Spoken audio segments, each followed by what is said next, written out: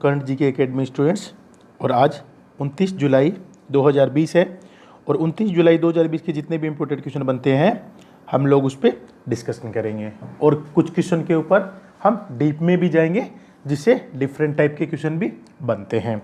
तो चलिए students, question start करने से पहले अगर ये आपको वीडियो अच्छा लगे देखने के बाद में तो please subscribe, like and share जरूर करें। धन्यवाद। चलिए क्वेश्चन नंबर 1 से स्टार्ट करते हैं। हाल ही में ट्यूनीशिया का नया प्रधानमंत्री किसे बनाया गया है? तो किसे बनाया गया है स्टूडेंट्स? हिचेम मचीची। क्या नाम है? हिचेज मचीची को ट्यूनीशिया का एक नया प्रधानमंत्री नियुक्त किया गया है। उनकी नियुक्ति है वो एलिस फक के स्थान पर है वो की गई है, जिन्होंने हाल ही के अंदर जो मतभेदों के चलते इस्तीफा दे दिया था। अब सरकार बनाने के लिए उनके पास 1 महीने का ही समय होगा और इन्होंने क्या किया है, अभी हिचेज मचीची ने क्या किया है, ट्यूनीशिया के प्रधानमंत्री बन गए हैं। अभी ट्यूनीशिया के जो कैपिटल है वो कौन सी है स्टूडेंट्स? ट्यूनिस, ये है ट्यूनिस। वहाँ के राष्ट्रपति कौन है? केस सैयद। कौन है? केस सैयद। और करेंसी क्या है उसकी? ट्यूनीशिया दिनार।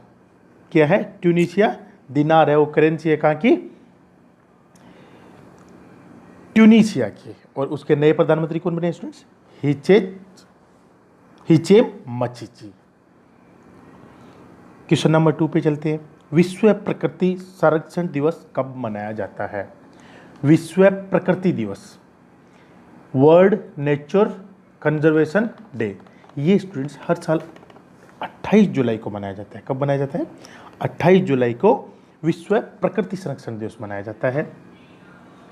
इसमें क्या रहता है, विश्व संरक्षण दिवस पर हर साल प्राकृतिक संसाधनों का संरक्षण करने के लिए सर्वोत्तम प्रयासों के बारे में जागरूकता बढ़ाने के लिए अंतर्राष्ट्रीय स्तर पर मनाया जाता है। तो कब मनाया जाता है? 28 जुलाई। अभी वर्ल्ड मतलब विश्व के अंदर मनाया गया है, ठीक है। तो अभी इसका मतलब क्या रहता है स्टूडेंट्स कि वर्ल्ड नेचर कंजर्वेशन डे, इसमें क्या रहता है, हम पृथ्वी पे पूरी तरह से निर्भर है। आपको भी पता है क्योंकि हमें पृथ्वी से बहुत सारी चीज़ें मिलती है, जैसे क्या मिलती है? पानी, हवा, मिट्टी, पेड़ पौधे आदि। हमको इसके अंदर क्या कदम उठाने चाहिए? ज़्यादा से ज़्यादा पेड़ लगाने चाहिए, जल संग्रह क्षेत्रों में वनस्पति उगाना चाहिए, बिजली का कम उपयोग करना चाहिए और कचरे का रिसाइकल भी करना चाहिए। छोटी दूरी के लिए कार का उपयोग कम करके पब्लिक ट्रांसपोर्ट का उपयोग करना चाहिए और जो वर्षा का जल है उसको सेव करना चाहिए। प्लास्टिक बैग की जगह पेपर बैग या कपड़े का बैग इस्तेमाल करना चाहिए और छोटी जैविक खाद का उपयोग करके अपनी जो घर की जो सब्जियां रहती है उनको उगाना चाहिए। तो आज से हम एक प्रण ले स्टूडेंट्स कि हमको भी एटलीस्ट अपने जीवन के अंदर 20 पेड़ है वो लगाने हैं। कितने पेड़? 20 पेड़ एटलीस्ट लगाने हैं, जिससे आने वाली पीढ़ी को भी हम बता सकें। क्वेश्चन नंबर 3 चलते हैं। विश्व हेपेटाइटिस दिवस कब मनाया जाता है? तो ये भी कब मनाया जाता है स्टूडेंट्स? 28 जुलाई को विश्व हेपेटाइटिस दिवस। देखिए 2 तरह के दिवस रहते हैं, एक नेशनल देश रहता है, राष्ट्रीय देश रहता है, एक अंतर्राष्ट्रीय देश रहता है। अंतर्राष्ट्रीय उसको बोलते हैं जो एक या दो देशों से अधिक देशों में जो मनाया जाता है, और राष्ट्रीय रहता है वो एक ही देश के अंदर मनाया जाता है। तो ये विश्व हेपेटाइटिस दिवस भी कब मनाया जाता है? 28 जुलाई को मनाया जाता है। भी क्या गया था कि अपना जो WHO है, वर्ल्ड हेल्थ ऑर्गेनाइजेशन, विश्व स्वास्थ्य संगठन द्वारा हर साल 28 जुलाई को विश्व हेपेटाइटिस दिवस के रूप के अंदर मनाया जाता है। इस दिन को हेपेटाइटिस रोग के बारे में जागरूकता बढ़ाने के लिए ये दिवस है वो मनाया जाता है। इसमें क्या रहता है कि जो लीवर यकृत की सूजन है, जो रोगों की आकस्मिक या क्रोनिक हेपेटाइटिस में क्या रह जाती है, इसमें बढ़ जाती है और जिसमें लीवर पर निशान या लीवर में कैंसर भी हो सकता है। अभी हेपेटाइटिस, इस वर्ष की थीम क्या थी स्टूडेंट्स? Hepatitis free future. क्या है? हेपेटाइटिस फ्री फ्यूचर है, जिसमें क्या है, माँ और नवजात शिशु में हेपेटाइटिस बी को रोकने पर केंद्रित है। हेपेटाइटिस ये कितने प्रकार का होता है स्टूडेंट्स? ये 5 प्रकार का रहता है, ए बी सी डी और ई का होता है। इनमें से जो हेपेटाइटिस बी और सी है वो क्रोनिक संक्रमण है, जिसमें लंबे समय तक, कभी कभी वर्षों या दशकों तक लक्षण दिखाई नहीं देते और बाद में जब आता है तो मूल रूप इसमें कैंसर ही बन जाती है। और स्टूडेंट्स एक मैं बताऊं आपको, इसकी प्रतिवर्ष हेपेटाइटिस बी और सी से 1.34 मिलियन लोगों की क्या हो जाती है, मृत्यु हो जाती है। WHO मुख्यालय कहाँ पे है? Geneva, Switzerland. थोड़ा WHO क्या रहता है स्टूडेंट्स? ये वर्ल्ड हेल्थ ऑर्गेनाइजेशन रहता है। ये अपने जो मानव जाति रहता है उनको स्वास्थ्य संबंधित जितनी भी योजनाएं हैं उन पे काम करना है, तो उस पे ऊपर ये काम करता है। ये 134 देशों का एक समूह है और इसका जो मुख्यालय है वो कहाँ पे है? जिनेवा, स्विट्जरलैंड में। स्थापना कब हुई थी? अप्रैल 7, 1948 में। 7 अप्रैल 1948 में WHO की स्थापना हुई थी। और अभी उसके प्रमुख कौन है? टेड्रोस एडानोम। कौन है? टेड्रोस एडानोम है। और हाल ही के अंदर बहुत सारे इन पे आरोप भी लगे हैं कि ये एक जो कोविड-19 है इनके अंदर इनका बहुत बड़ा हाथ है। तो बोल रहे हैं इनके बारे में कि ये चीन का एक कठपुतली बन के रह गया। तो कार्यकारी बोर्ड के अध्यक्ष बहुत ही इंपॉर्टेंट है। अपना भारत के जो कार्यकारी बोर्ड के अध्यक्ष है वो हाल ही के अंदर मई के अंदर बनाए गए थे, ये डॉक्टर हर्षवर्धन सिंह, जो अपने स्वास्थ्य और कल्याण मंत्री है। इनको क्या किया था? WHO के अंदर कार्यकारी बोर्ड के अध्यक्ष बनाए हैं स्टूडेंट्स। तो इस क्वेश्चन से इतने क्वेश्चन बनते हैं जो आपको याद रखना है। अगर ये आपको वीडियो अच्छा लगता है, अच्छा लगे तो प्लीज इसको लाइक, शेयर और सब्सक्राइब जरूर करें। नेक्स्ट क्वेश्चन चलते हैं। किस क्रिकेट बोर्ड ने अपने मुख्य कार्यकारी अधिकारी CEO लुत्फुल्ला स्टेनिकजेई को पद से बर्खास्त कर दिया गया है? तो किसने कर दिया है स्टूडेंट्स? अफगानिस्तान क्रिकेट बोर्ड ने हाल ही के अंदर जो उनके CEO कार्यकारी अधिकारी थे लुत्फुल्ला स्टेनिकजेई को कुप्रबंधन, असंतोषजनक प्रदर्शन और जो कलीग्स थे उनके, जो मैनेजरों के साथ उनके साथ दुर्व्यवहार के कारण इनको बर्खास्त कर दिया गया है। और अफगानिस्तान की जो टीम वर्ल्ड कप में भी एक भी मैच नहीं जीत पाई थी। ACB जो के चेयरमैन है वो फरहान यूसुफ जही ने स्टेनिकजेई को भेजे गए पत्र में कहा कि आपको सूचित किया जाता है कि यह पत्र इसकी पुष्टि करता है कि अफगानिस्तान क्रिकेट बोर्ड जो के मुख्य कार्यकारी अधिकारी CEO के तौर पर आपका अनुबंध समाप्त कर दिया जाता है। और उनका जो आज जो 29 जुलाई है उनका आज है वो लास्ट दिन है। आज उनका लास्ट दिन है। अभी अफगानिस्तान प्रेसिडेंट कौन है? सॉरी, अभी देखिए ये तो हो गया CEO अपने किसके? क्रिकेट बोर्ड अफगानिस्तान के। इंडिया का जो क्या रहता है? BCCI। क्या है? BCCI। उसके प्रेसिडेंट कौन है? सौरव गांगुली। और उनके सेक्रेटरी कौन है? जय शाह। और किसके बेटे हैं? आपको पता होगा स्टूडेंट्स, अमित शाह के बेटे हैं ये। हेडक्वार्टर कहाँ पे है? मुंबई में। इसकी स्थापना कब हुई थी? अपना क्रिकेट बोर्ड की, इंडियन क्रिकेट बोर्ड की, तो इसकी स्थापना हुई थी स्टूडेंट दिसंबर 1928 में। कब हुई थी? दिसंबर 1928 के अंदर भारतीय क्रिकेट बोर्ड काउंसिल की स्थापना हुई थी स्टूडेंट। और ये है लुत्फुल्ला। सो नेक्स्ट क्वेश्चन चलते हैं। The Indian way strategies for an uncertain world पुस्तक का लेखक निम्न में से कौन है? तो कौन है students? The India way strategies for an uncertain world को एक पुस्तक के लेखक कौन है? डॉक्टर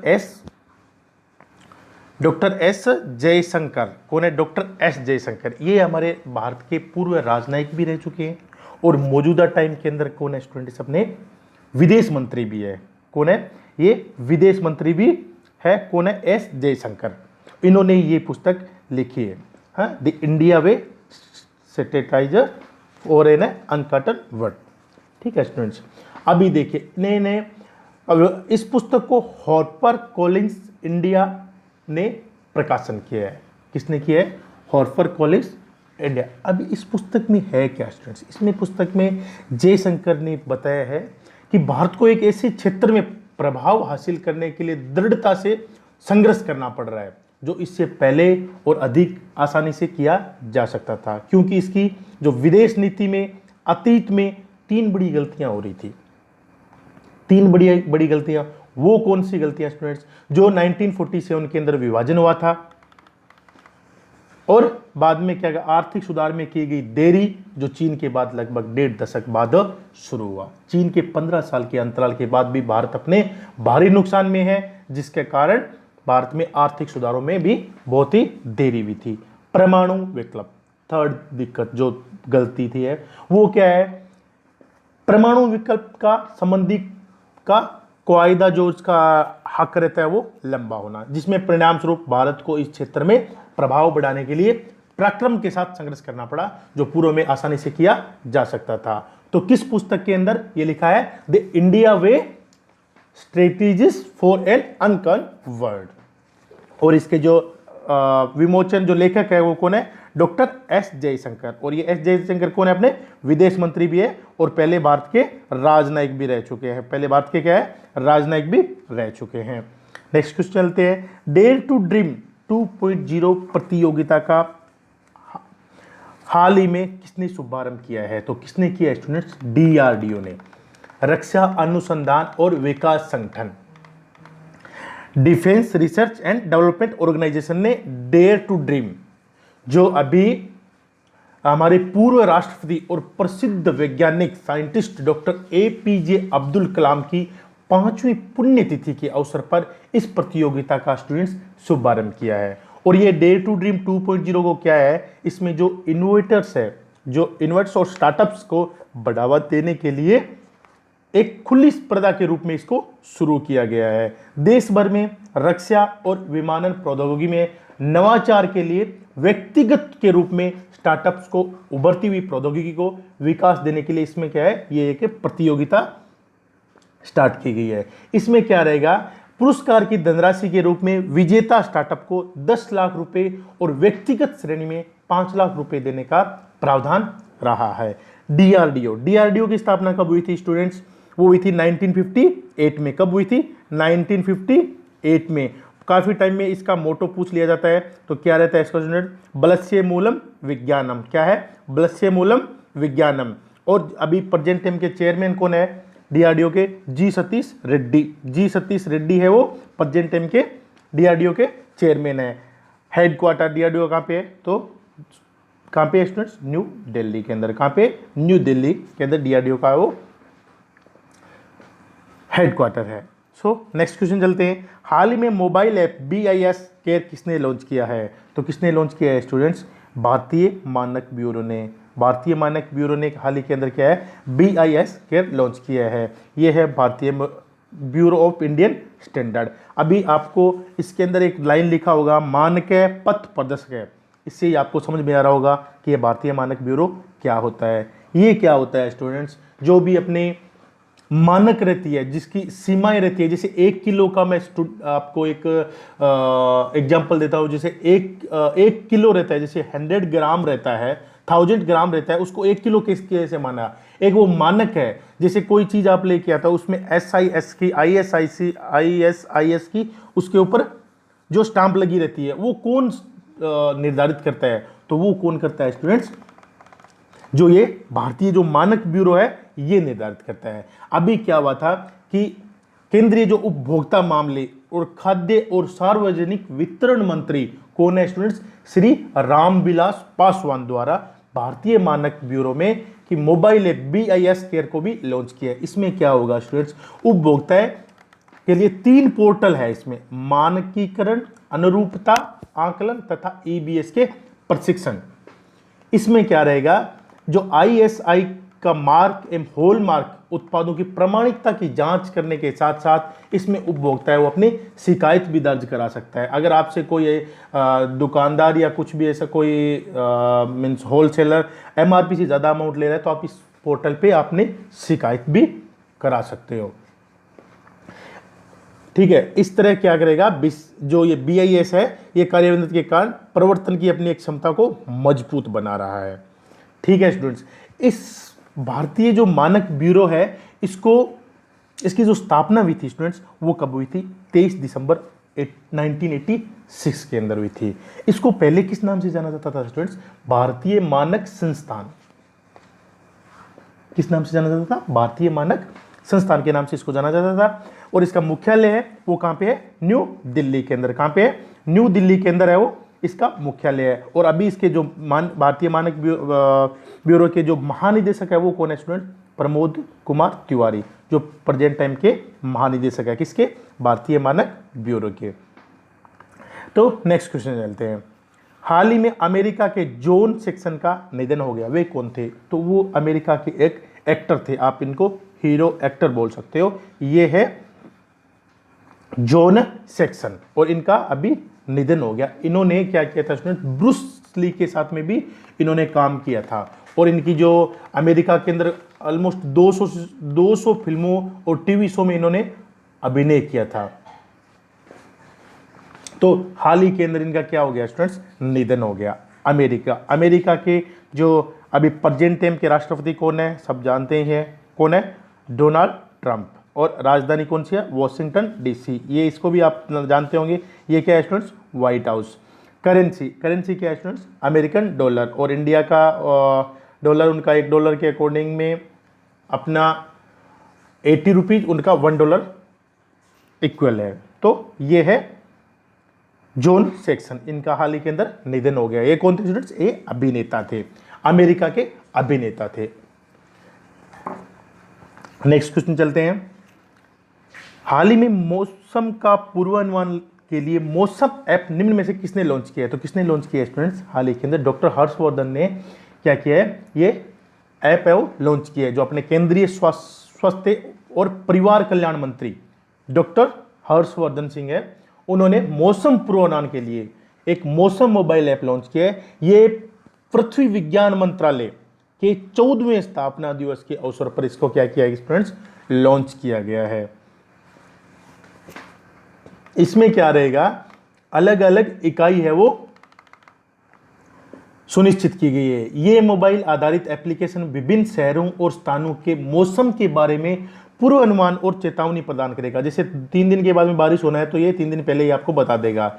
ये ऐप लगभग 200 शहरों का तापमान, आर्द्रता, हवा और गति और दिशा के साथ साथ मौजूदा मौसम की जानकारी भी आपको प्रदान करेगा। इस ऐप पर जानकारी दिन में 8 बार अपडेट की जाएगी। कितनी बार? 8 बार अपडेट की जाएगी। और साथ ही ये अगले 7 दिनों के लिए मौसम का पूर्वानुमान और भारत के लगभग 450 शहरों के पिछले 24 घंटों की जानकारी भी ये प्रदान करेगा। ऐप सभी मौसम में लोगों को चेतावनी देने के लिए 5 दिनों के लिए दिन में 2 बार लाल, पीले और नारंगी रंग के कोड के माध्यम से अलर्ट है वो जारी करेगा। तो ये हाल ही के अंदर मौसम ऐप है वो किसने लॉन्च किया है स्टूडेंट्स? वो डॉक्टर हर्षवर्धन ने ये भी लॉन्च किया है। अभी सूचना एवं प्रौद्योगिकी मंत्रालय ने चीन के कितने और ऐप पर प्रतिबंध लगा दिया है? कितने ऐप पर प्रतिबंध लगा दिया है? 47 ऐप पे। अभी 47 पे ऐप पे क्या है? गवर्नमेंट ने जो सूचना प्रौद्योगिकी विभाग है अपना मंत्रालय, उन्होंने कर दिया 47 पे और लगा दिया। पहले 59 पे ऑलरेडी लग चुका है। तो अभी इसकी लिस्ट स्टूडेंट्स आज 29 जुलाई को इसकी लिस्ट है वो और निकल जाएगी। अभी चीन है, चीन के राष्ट्रपति कौन है? ये है शी जिनपिंग। कौन है? ये शी जिनपिंग। और राजधानी कौन है? बेइजिंग। कौन है? बेइजिंग है वो राजधानी है चाइना की। और इनकी जो करेंसी रहती है स्टूडेंट्स वो क्या है? युआन रनबी। कौन है? क्या है? युआन रनबी। और एक रनबी तो अकॉर्डिंग टू इंडिया 10 रुपए के लगभग है वो होती है, 10.75 के रूप में। तो इस क्वेश्चन से इतने क्वेश्चन बनते हैं स्टूडेंट्स जो हमको आपको याद रखना है। Next question. हाल ही में दिल्ली के मुख्यमंत्री अरविंद केजरीवाल ने लोगों को रोजगार दिलाने के लिए किस पोर्टल को शुरू किया है? तो किस पोर्टल को शुरू किया है स्टूडेंट्स? रोजगार बाजार जॉब पोर्टल। क्या है? रोजगार बाजार जॉब पोर्टल है। एक है वो दिल्ली गवर्नमेंट सरकार ने हाल ही के अंदर एक ये है वो ऐप है वो लॉन्च किया। इसमें जो भी बेरोजगार लोग रहते हैं वो रजिस्ट्रेशन करा सकते हैं और बाद में उनको एक कॉल आएगी जहाँ पे रिक्त होगी। अभी न्यू दिल्ली के मुख्यमंत्री कौन है? अरविंद केजरीवाल। राज्यपाल कौन है? अनिल बैजल। कौन है? अनिल बैजल है, वो दिल्ली के राज्यपाल है। अभी लोकसभा की सीट कितनी है स्टूडेंट्स? काफी बार पूछ ली जाती है। 7 कितनी है? 7 है, वो लोकसभा की सीट है। और राज्यसभा कितनी है? 70। दिल्ली से एक और क्वेश्चन बनता है कि दिल्ली राजधानी कब बनी?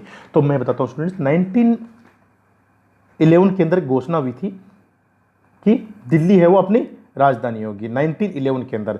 फिर क्या हुआ, पहले इससे पहले कौन सी राजधानी थी स्टूडेंट्स? कोलकाता। कौन सी थी? कोलकाता थी। और कोलकाता से 1911 के अंदर ये घोषणा होगी। बाद में 1927 के अंदर क्या हुआ स्टूडेंट्स? दिल्ली का नाम है वो चेंज करके क्या कर दिया स्टूडेंट्स? न्यू दिल्ली कर दिया। क्या कर दिया? न्यू दिल्ली कर दिया। और फाइनली जब अपनी राजधानी कब बनी? 13 फरवरी 1973 के अंदर क्या है, अपनी जो दिल्ली है वो राजधानी बनी। तो इस क्वेश्चन से इतने क्वेश्चन बनते हैं जो आपको याद रखने हैं। Thanks for watching. Please like and share. अगर आपको ये वीडियो अच्छा लगा तो प्लीज इस वीडियो को लाइक, शेयर एंड सब्सक्राइब जरूर करें। Thank you.